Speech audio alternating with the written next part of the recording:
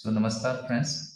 First of all, I take this opportunity to extend a warm welcome to directors joining from different Samiti, Director Satari, Nodal Officer STRY, Program Coordinators, Officer from all the partner institutes, and the speaker, Sri T.K. Sahuji from NABARD. I extend a warm welcome to each one of you. Today, we are going to cover one district, one product.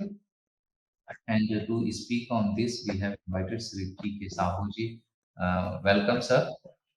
Well, a very good morning to all of you, the participants from different organizations like KVK, Atari, or the Atma, um, those who are involved in this field of agriculture and allied sectors.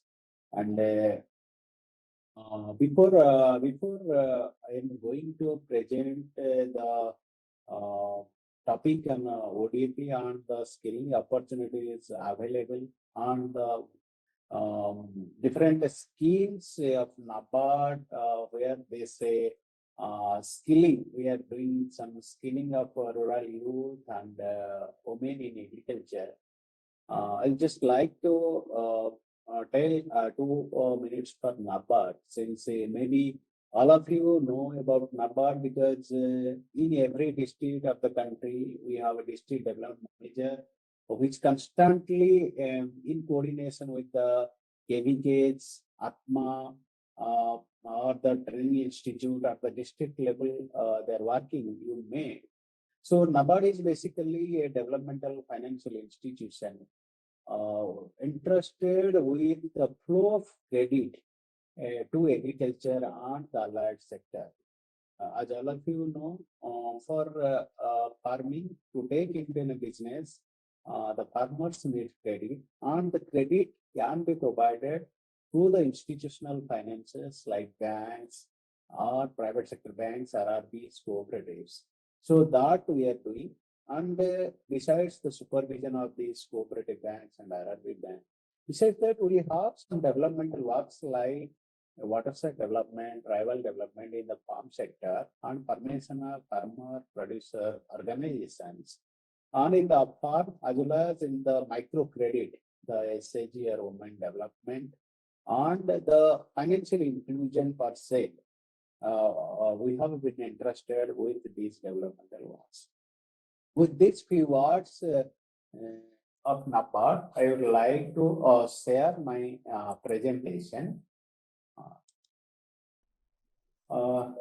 So as been advised by managers, I would like to take up this topic that one district, one product scheme, and skilling opportunities available under the scheme. As most of these participants are directly involved in agri and allied sectors, and some of the sectors pertaining to upfarm sector, this ODFE scheme, if you see in the year 2020-21, with the Honorable Finance Minister in his budget speech, that in that particular year, we have exceeded the food grain, the horticultural production from the food grain production. That is almost 311 million tons.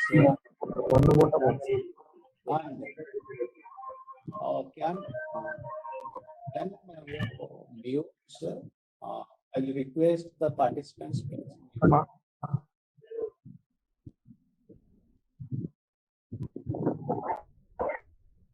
So, taking this focus, and in that year, the government has the vision to double the farmers' income by 2022.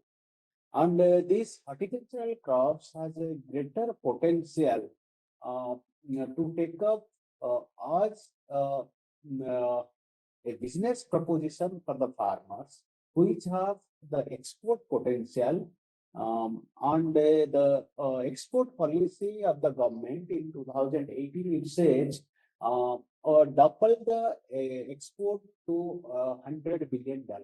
If you see our export by March 2022, it is $15 billion. In the next few years, it may double. So horticultural crops play a greater role for these agricultural exports. With this objective in the Union budget speech, they have proposed key will focus one district, one product on a cluster basis.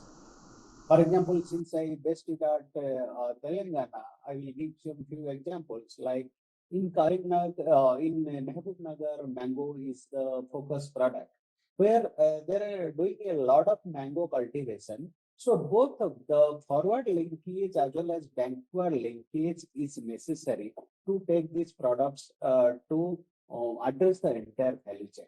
Maybe provision of the common facility center or incubation center or some training and research development or their branding or their marketing. So, which will in turn will help in marketing of those products and ultimately export of these crops. And in turn, it will enhance the income of the farmers. So with this objective, the government has advised, since agriculture being a state subject, government has advised the states to focus on this one product, one district, conduct the baseline survey and identify the crops, identify the infrastructure required for both forward as well as backward linkages, and turn every district of the country with the focus of this product into the export hub. So whatever the support they are going to require, whether under MFP scheme or whether in any other scheme of the government or the central state government, focus these particular product, identified product in that district and turn them into an export-oriented market. And here the farmers, particularly if we look in the latter part, I will take how this central sector scheme for promotion of 10,000 FPOs are integrated into the scheme to reap the benefit of a scale of procurement. For example, for an individual farmer, taking the benefit of procurement of input, and when a group of farmers coming together, when they purchase in bulk, they will get the benefit of purchasing inputs at a lower cost. Like that, when they're selling or when they're going to the market, if they have the bulk products with them, then they will have the better bargaining power in the market. And so many markets have been opened up with like your ENAM or NEML, that is NCDX, MCX platform. So there are so many online platforms are there where if they have the bulk product and they will get the benefit of the price. And whatever the infrastructure is required, whether at the back end or at the forward end, for example, if we address the value chain of a mango being for example, mango is a product in a particular district. So the post-harvest infrastructure like grading, sorting, or the pack houses, or the processing part per se, like juice making or pulp making or pickle making. So these are the infrastructure needs to be addressed in the entire value chain. And in turn, this rural youth or the entrepreneurs who are going to establish these units, whether it is in the your mega food park or the food parks or at the individual unit, so they require a lot of skilling. And this skilling can be imparted through various institutions like your city, or your agriculture department itself, or through the skill program of the different institutions. And this ODP product may not be confined to a particular district. If a particular district having two prominent products or two prominent crops, so both the crops they can be included in the ODP products. If a single product can cover also more than one district, if it is adjacent these can be covered. So there is no restriction that the one product will be for one district, one product can be for two districts, even if two products can be for one district if it is produced in a cluster mode and adequate quantities available. Coming initially, it has been focused on the horticulture sector. Now, these ODP products are dealing with the Ministry of Food Processing.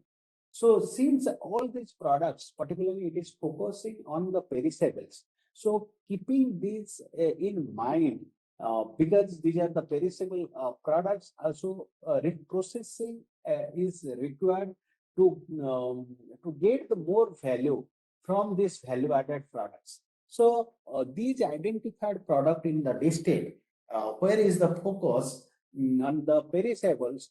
So these products has to be first identified by the state government or the state government agriculture department, where they will conduct a baseline survey and they will identify the product on the what are the backward linkages is required or what are the forward linkages is required to address the entire value chain.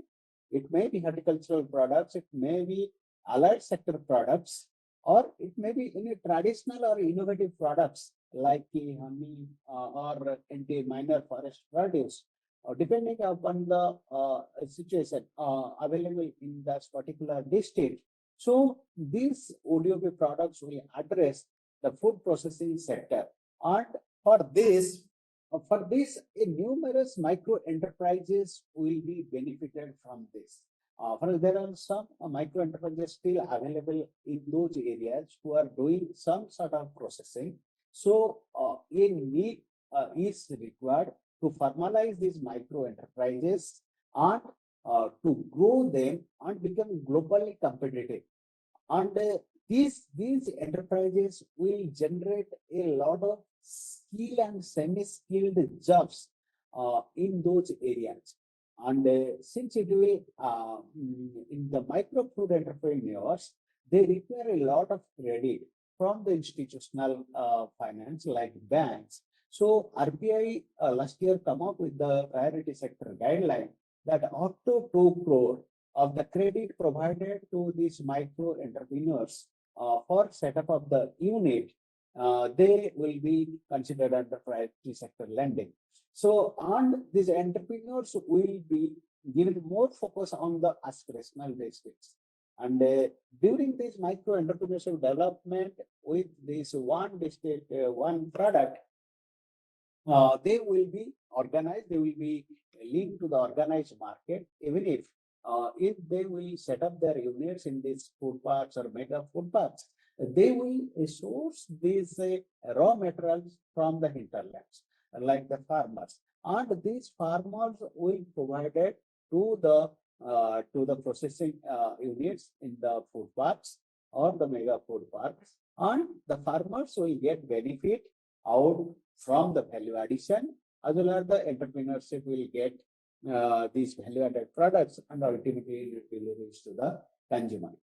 Besides this, as we need, since these are the perishable products, so a lot of post-harvest infrastructure need to be created at the back end as well as at the front end, like sorting unit, grading, or packaging.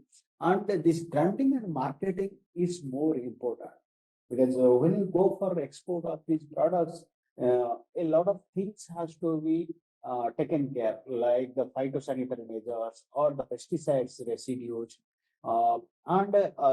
these can be taken care by at the cluster level or the infrastructure created at the cluster level. We cannot expect the every farmer to create an infrastructure and maintain it, because it is time consuming, cost. It will be costly affair.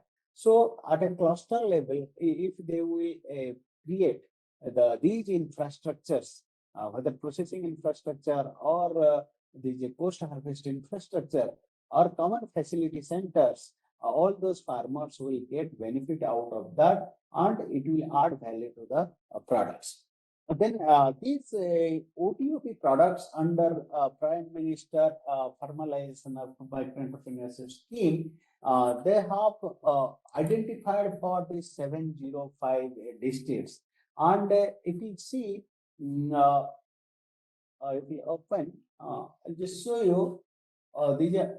These are the Ministry of Food Processing in 21st July 2022, they have revised the list of ODOP products for every districts. And it has been mapped for the 713 districts of 35 states and union territories under PNFA scheme.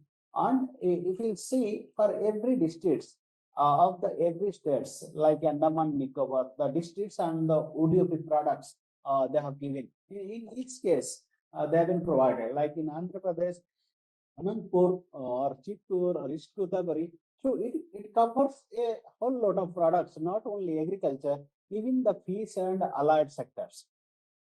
So this is available on the web, and you can access this. So these are the products mapped across all the 713 districts of the 35 states and union territories.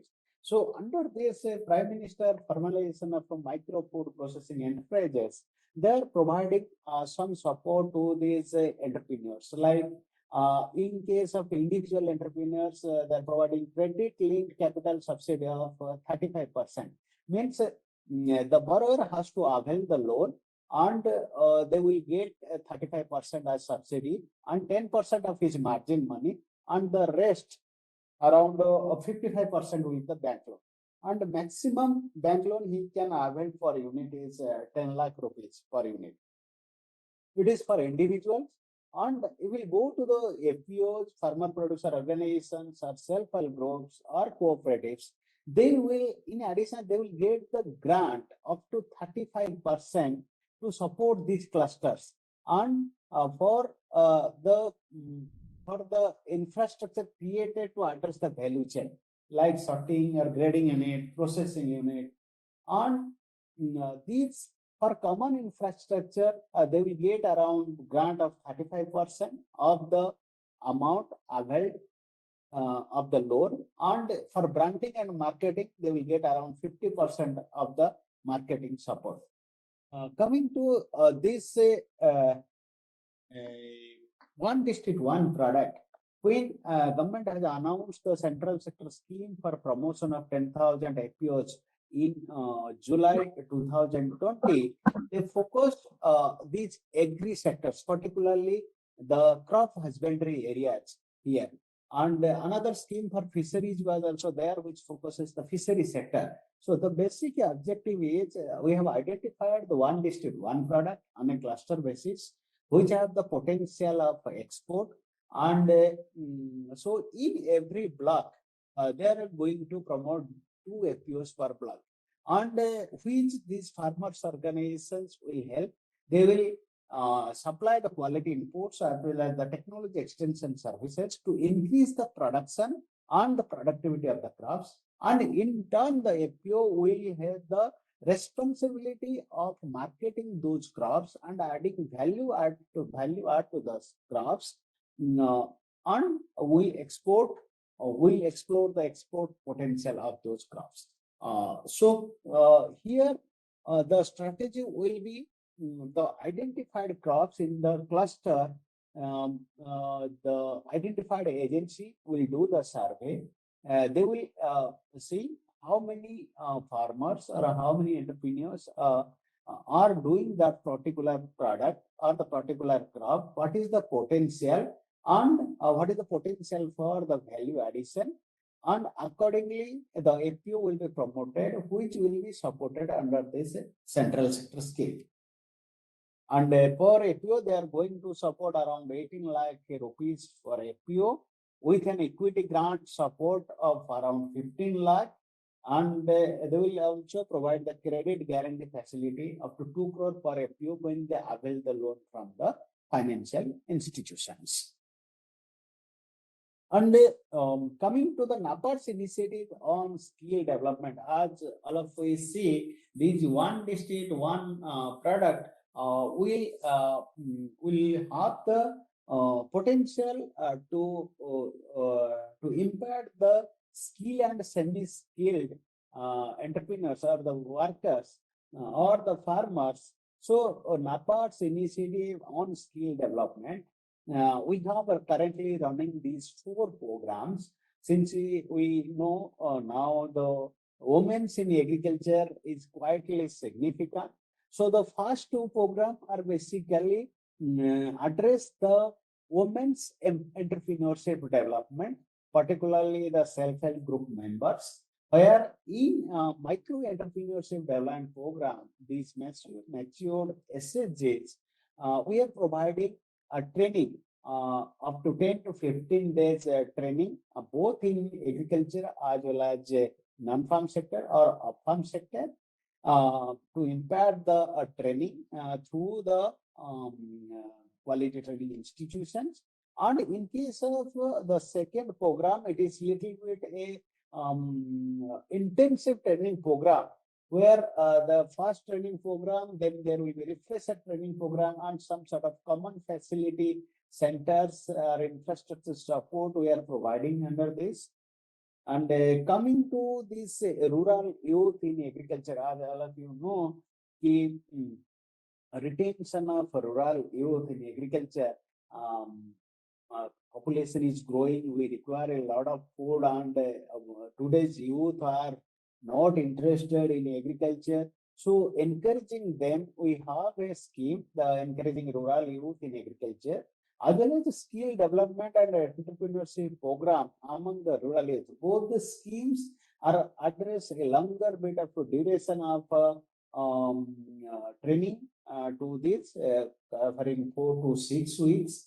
And these programs are very intensive programs, and these are when is implemented through the qualified training institutions like Root City, RCT, or those who have qualified for this national skill development program, and having the required infrastructure, required manpower, and they in turn will be engaged in that particular activity. So these are some of the skill development program, and under the value chain, in order to address the entire value chain of a product, we are devising some sort of banking models like value chain financing.